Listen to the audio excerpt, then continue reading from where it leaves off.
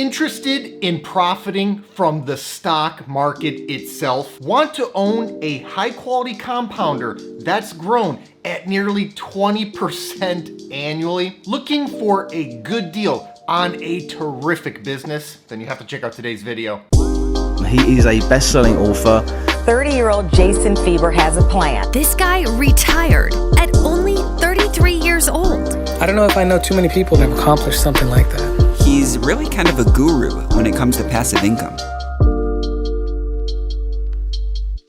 Before I get into today's content, please give us a big thumbs up if you find value in our videos. Helps us to get the word out and grow the channel, and I'd really appreciate it.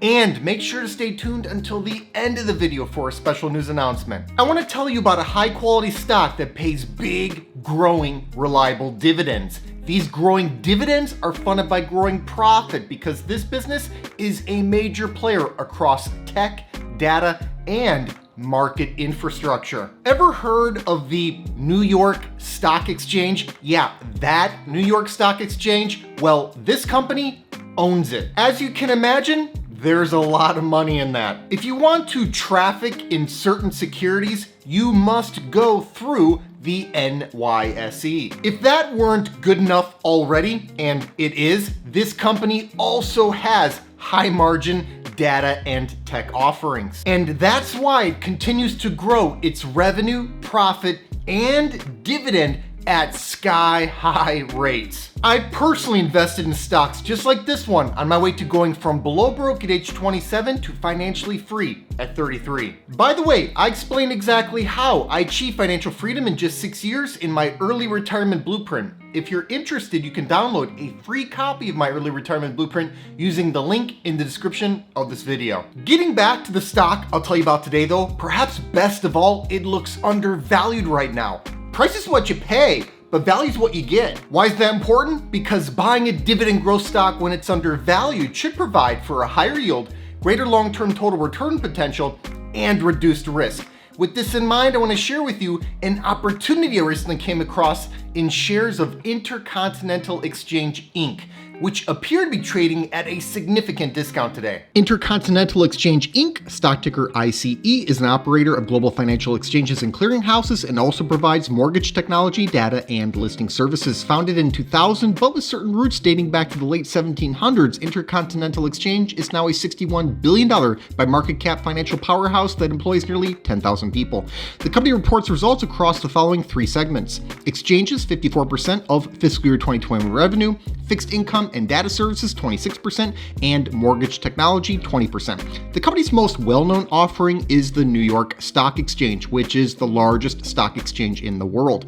Now, I rarely shop at stores. I actually rarely buy merchandise of any kind at all. As a frugal guy who lives well below his means and loves investing, the only quote-unquote store I spend a lot of time in is the stock market.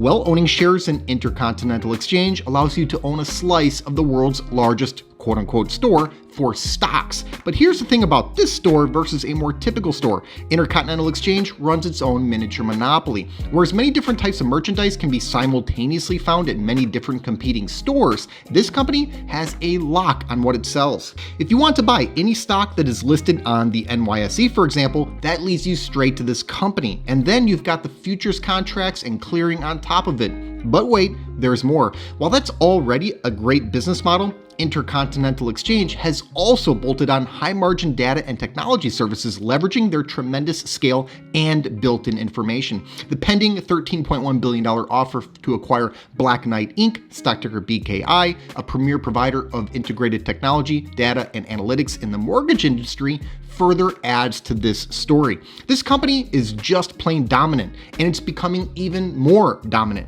That's what sets up such a clear path toward higher revenue and profit, which should translate to a growing dividend for as far as the eye can see. The company has increased its dividend for 9 consecutive years already. The 5-year dividend growth rate of 13.8% shows what a dividend compounding machine this business is.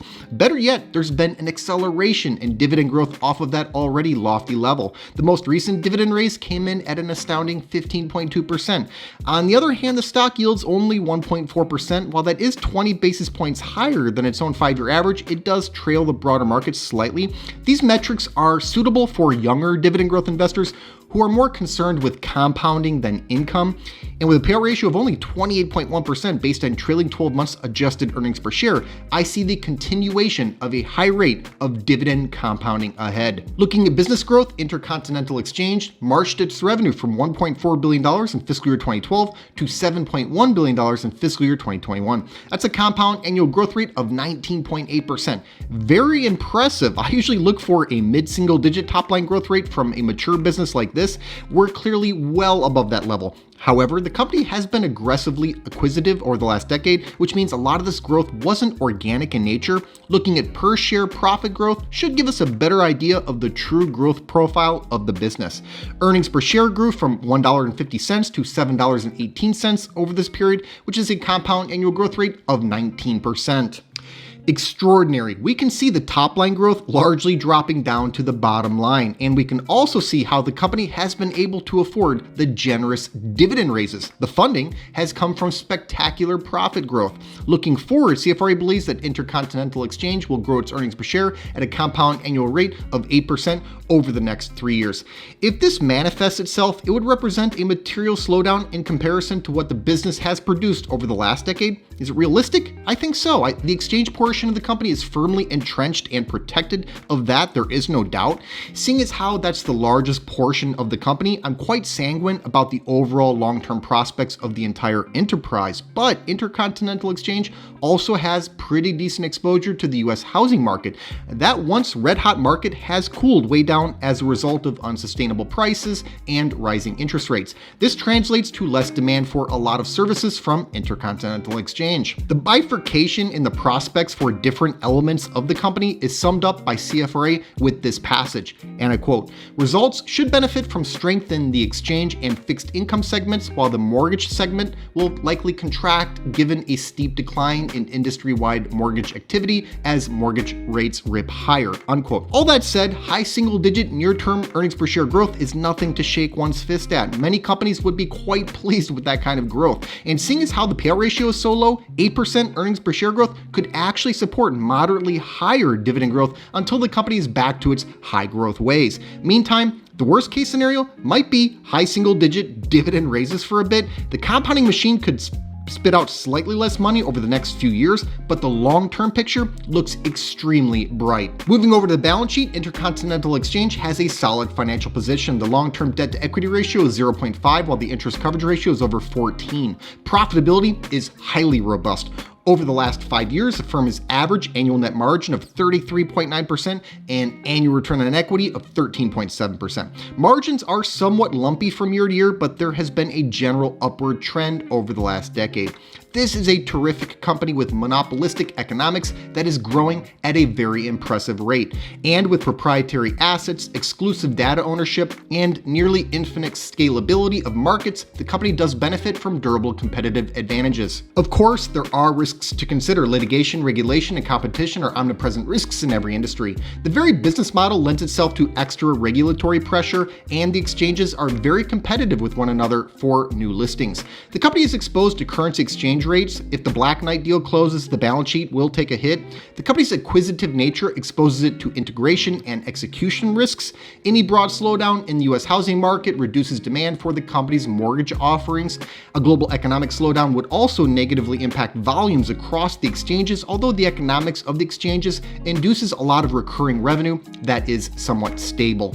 I see these risks as really quite manageable, especially when viewed against the overall quality and growth of the business. The valuation, which looks attractive after a 20% plus drop in the stock price from its 52-week high, only adds to the appeal. The stock's PE ratio is 19.7 based on trailing 12 months adjusted earnings per share. For this kind of growth, that's actually a low earnings multiple. The price to cash flow ratio of 17.3 compares favorably to its own 5-year average of 20.2. And the yield, as noted earlier, is higher than its own recent historical average. I valued shares using a 2-stage dividend discount model analysis. I factored in a 10% discount rate, a 10-year dividend growth rate of 12%, and a long-term dividend growth rate of 8%.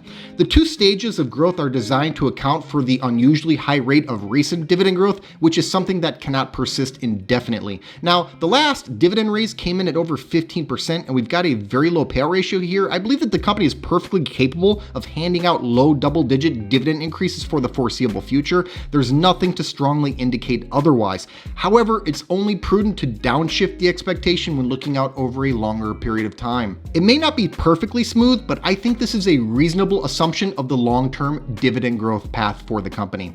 The dividend discount model analysis gives me a fair value of $115.09. The reason I use a dividend discount model analysis is because a business is ultimately equal to the sum of all the future cash flow it can provide. The dividend discount model analysis is a tailored version of the discounted cash flow model analysis, as it simply substitutes dividends and dividend growth for cash flow and growth. It then discounts those future dividends back to the present day to account for the time value of money, since a dollar tomorrow is not worth the same amount as a dollar today. I find it to be a fairly accurate way to value dividend growth stocks. Morningstar rates ICE as a 4-star stock with a fair value estimate of $130. CFRA rates ICE as a 4-star buy with a 12-month target price of $115. I landed almost dead on the nose with CFRA's number. Averaging the three numbers out gives us a final valuation of $120.03, which would indicate the stock is possibly 11% undervalued. Here's the bottom line, guys. Intercontinental Exchange Inc. is a terrific business with monopolistic economics. If you want to traffic in certain securities, you will have no choice but to work with Intercontinental Exchange. With a very high rate of dividend growth, a low payout ratio, a market-like yield, nearly 10 consecutive years of dividend increases, and the potential that shares are 11% undervalued, this is a desirable candidate for dividend growth investors looking for a high-quality compounder on sale. And now for a special news announcement. Lam Research Corporation, stock ticker LRCX, just reported a fantastic Q2 report, easily beating on both the top line and bottom line. Revenue came in at 24.8% higher year over year. This company just continues to knock it out of the park. We highlighted this name back in September, estimating fair value at almost $600 a share. The stock was closer to $400 back then, and it's now coming up on $500, but it still looks priced below value, especially after another great quarter. Don't forget about this one. Thanks so much for watching. I hope you enjoyed today's video. Give us a like if you did, and let us know in the comments what you think about this stock. Please make sure to subscribe to the channel and ring that notification bell so you don't miss out on new content. Also take a look at the description box below for some important links, including the link to my personal stock portfolio. This 6-figure portfolio, which I call the Fire Fund, generates enough passive dividend income for me to live off of. It allowed me to retire in my early 30s. I made my portfolio entirely accessible over at Patreon, and I also post alerts there whenever I buy or sell stock. I put my money where my mouth is, and I'm often invested in the same high quality dividend growth stocks that I make videos on. Over the years, I've heard from thousands of investors who've been profiting from many of the same exact stocks that I own. So if you think this is something that you could benefit from as well, check the link in the description to see my portfolio and start getting my buy and sell alerts. I'll see you next time.